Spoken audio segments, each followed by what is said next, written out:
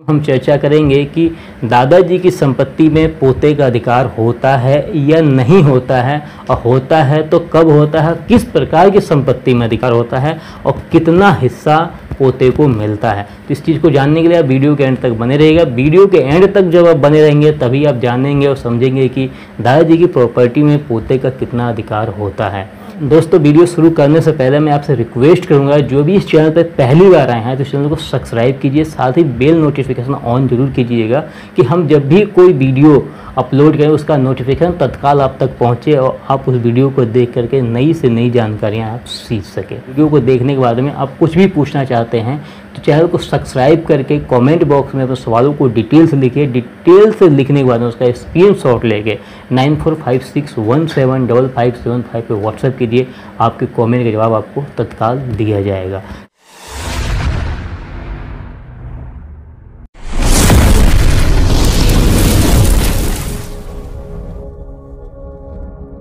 तो आज की वीडियो में हमारा मेन टॉपिक है, आज की वीडियो में हम जिस पर चर्चा करने वाले हैं वो टॉपिक है कि दादा की संपत्ति में पोते का अधिकार कब होता है और कितना होता है।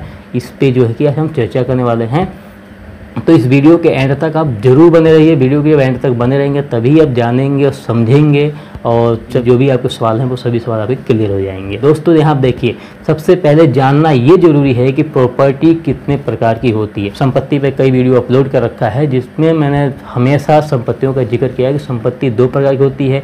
एक पैतृक संपत्ति होती है, एक स्वयं अर्जित संपत्ति होती है। पैतृक संपत्ति एक ऐसी संपत्ति है जो कि 4 पीढ़ियों से चली आ रही है और पैतृक संपत्ति पे जन्मसिद्ध अधिकार होता है। ठीक है, पोता हो चाहे पोती हो, उसका उस संपत्ति पे जन्मसिद्ध अधिकार होता है। अब स्वयं अर्जित संपत्ति क्या है? स्वयं अर्जित संपत्ति एक ऐसी संपत्ति है जिसको किसी व्यक्ति ने अपने जीवन काल में अपनी कमाई से खरीदा है, अपने द्वारा कमाए गए पैसे से खरीदा है, तो वह उसकी स्वयं अर्जित संपत्ति होती है। और वो उसी व्यक्ति के ऊपर डिपेंड करता है जिसने उस जमीन को खरीदा है कि वो किसको वो अपनी प्रॉपर्टी देना चाहेगा। कौन सी? स्वयं अर्जित प्रॉपर्टी। तो वो किस को देना चाहेंगे? अपनी बेटियों को देना चाहेंगे, अपने बेटों को देना चाहेंगे। बेटों को तो कितने बेटों को देना चाहेंगे, क्या सबको देना चाहेंगे या नहीं देना चाहेंगे, वो उनके ऊपर ये निर्भर करता है। तो यहाँ पे एक चीज़ क्लियर होता है कि जब वो अपने बेटियों को नहीं दे सकते हैं, मतलब जब हिंदू उत्तराधिकार अधिनियम 1956 के हिसाब से स्वयं अर्जित प्रॉपर्टी एक ऐसी प्रॉपर्टी है कि जिस व्यक्ति ने खरीदा उसका ही उस पर अधिकार होता है, वो प्रॉपर्टी दे दें।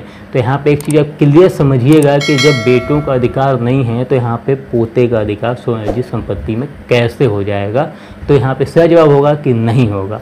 अब यह है कि नहीं होगा तो कैसे होगा।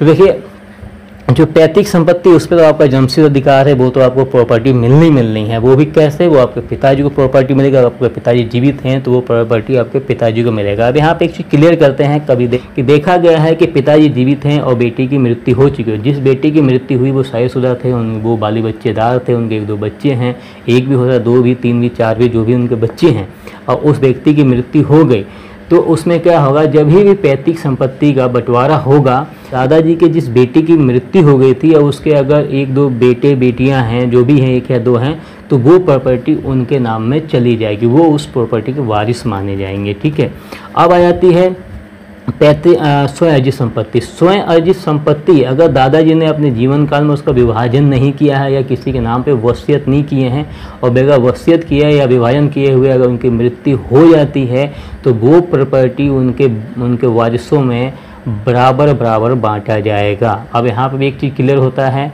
कि जिस बेटी की मृत्यु हो गई, दादाजी के जिस बेटे की मृत्यु हो गई थी, उसकी 1-2 संतान थी, उसकी विधवा पत्नी थी, तो वो उस प्रॉपर्टी के वारिस होंगे। ठीक है, वो भी प्रॉपर्टी उनमें बराबर बटेगा। वो भी कब बटेगा कि दादाजी ने अपने जीवन काल में अपनी स्वयं अर्जित संपत्ति किसी के नाम पे वसीयत ना किए हों या उसका विभाजन ना किए हों, तब जाके ये प्रॉपर्टी आप लोगों में बराबर बटेगी। अब यहाँ पे यह आता है कि कभी कभी ये चीज़ देखा जाता है कि दादा हों या बड़े पापा हों या चाचा हों, वो सोचते हैं कि भाई है नहीं तो इसके बच्चों को हम प्रॉपर्टी नहीं देंगे। तो यहाँ पे आप एक काम कर सकते हैं कि दादाजी अगर प्रॉपर्टी नहीं देना चाह रहे हैं तो वो सिर्फ और सिर्फ अपनी स्वयं अर्जित प्रॉपर्टी आपको नहीं दे सकते हैं। पैतृक संपत्ति आपका लेने का पूरा अधिकार है, आप ले सकते हैं। तो कैसे लेंगे? आपको सिविल कोर्ट में इसके लिए मुकदमा करके आप अपने दादाजी से पैतृक संपत्ति हासिल कर सकते हैं। ये एक महत्वपूर्ण जानकारी है जो आप लोगों तक देना था। यह वीडियो अच्छी लगी हो तो वीडियो को लाइक शेयर कमेंट जरूर कीजिएगा। इस वीडियो को फेसबुक पेज पे देख रहे हैं तो फेसबुक पेज को फॉलो करना बिल्कुल ना भूलें। मिलते हैं नेक्स्ट वीडियो में किसी बेहतरीन टॉपिक के साथ में, तब तक के लिए जय हिंद।